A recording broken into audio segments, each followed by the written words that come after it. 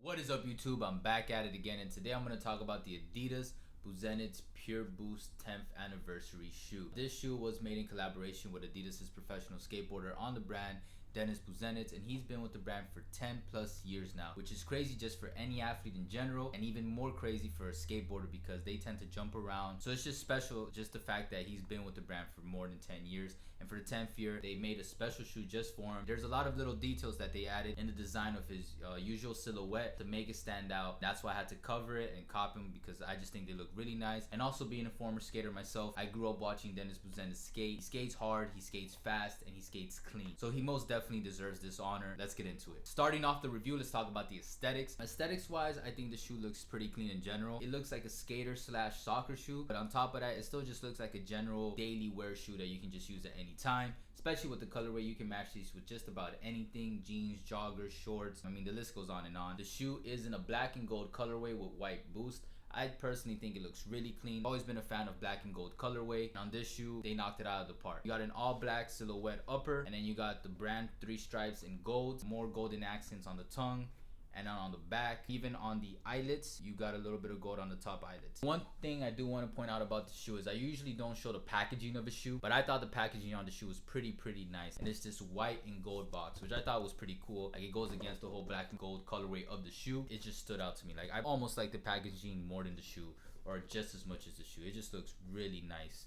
And yeah, look at that, it just gleams out. Even the wrapping was in gold and white, Adidas skateboarding, and that's about it. You got a one-piece upper, so it's a very linear design. It's not primate, that's the crazy part. The material they use for the upper is nubuck upper, so it is pretty durable. I wouldn't recommend trying to skate these, mostly because it's boost, but I mean, you can at least, you know, get a few swipes in. You got these 3 little waves on the toe box that look really nice in my opinion. That's just part of the usual silhouette of Busenitz's models, and I'm glad they kept it in there. That also kind of reminds me not just of skateboarding, but of a soccer shoe. Moving up on the upper, you have the 3 stripes in gold, and they're stitched in, I believe, and that looks really nice, and it feels really like of quality.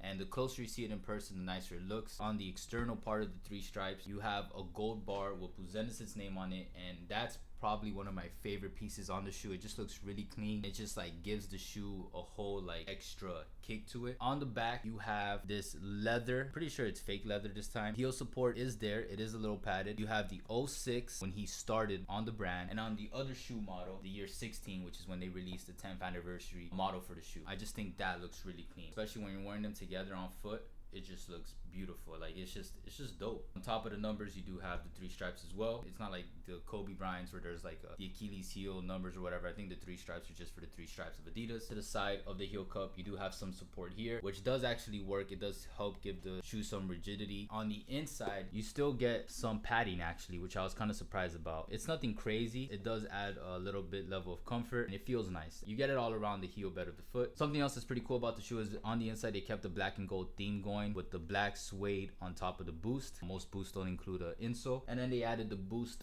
logo in gold, which I think looks really clean. And then you have the tongue, which the tongue is a pretty cool feature. It is a little long. Some people might find it a little too long, but what they did was they gave you a line on the tongue where you can actually cut the tongue off if you want a shorter tongue. Personally, I actually like the look of it, and when I'm not feeling the tongue, I just fold it over like this. It still works, still looks pretty clean, especially with jeans or whatever, and it covers the shoelaces. And then on the tongue, you also have the Adidas logo, which is stitched on. You have the Adidas logo down here as well. I feel like they added this just in case you cut off this part, you still have the branding on top. Overall, just a pretty clean shoe with nice materials. I like the aesthetics of it. I like the linear design of it. Moving on to the support, these shoes are pretty supportive. They're nothing crazy. The heel support is there. The upper's pretty rigid. It's not as soft as Primeknit, and it's not as breathable. It's pretty comfortable. Overall, I would say the support holds up, but it does get a little harder because it is a Pureboost boost model. It's not as balanced as other boosts since it's not as wide. I don't know if you can tell. If you're just looking for a shoe to walk in, these will definitely do the job. I wouldn't necessarily run in these shoes. In terms of cushion, this cushion uses basically the OG original Pureboost boost that you find on Pureboost models before boost really became this mainstream thing. It's really comfortable.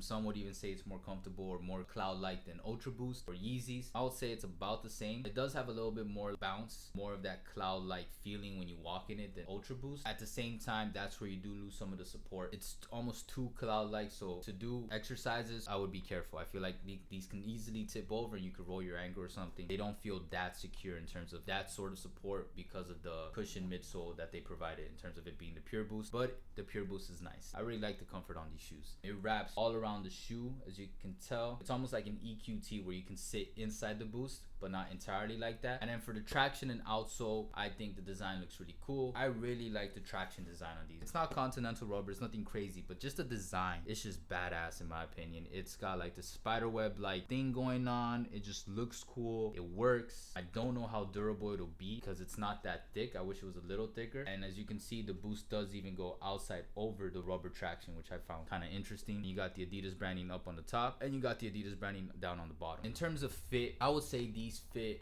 half a size down if you want a snug, comfortable fit. I got these in my true to size 9.5 and I feel like they were a little loose. Even when I tried to tighten it, it didn't close down as much as I wanted it to. So I would recommend going a size down if you like a comfortable snug fit. Now, if you want it a little loose and you like that type of wear with your shoes, then I would definitely go true to size. When I was wearing it true to size, the heel, especially the heel, was very loose. Like it doesn't close in, especially when you're trying the shoes. It's just my experience. If you can't, try it on in stores. Overall, I like these shoes a lot. I think they're really clean. I think they're pretty comfortable. I like the story behind them, the whole 10th anniversary thing. I like the little things they added to try to make the shoe a little bit more unique and special. On the back, the 06 and the 16, and then the gold bar with Busenitz name, and just the black and gold colorway really emphasized throughout the shoe. If I could change some things, I would definitely have added a different upper. I think they could have done prime knit with the Pure Boost, would have been amazing in my opinion. Maybe more leather on the shoe, just because I like this leather touch on the back a lot. They could have added like on the tongue or something. It would have been really cool. I feel like it would have contrasted better with the whole black and gold theme because leather's a little darker. The nubuck, because it's nubuck,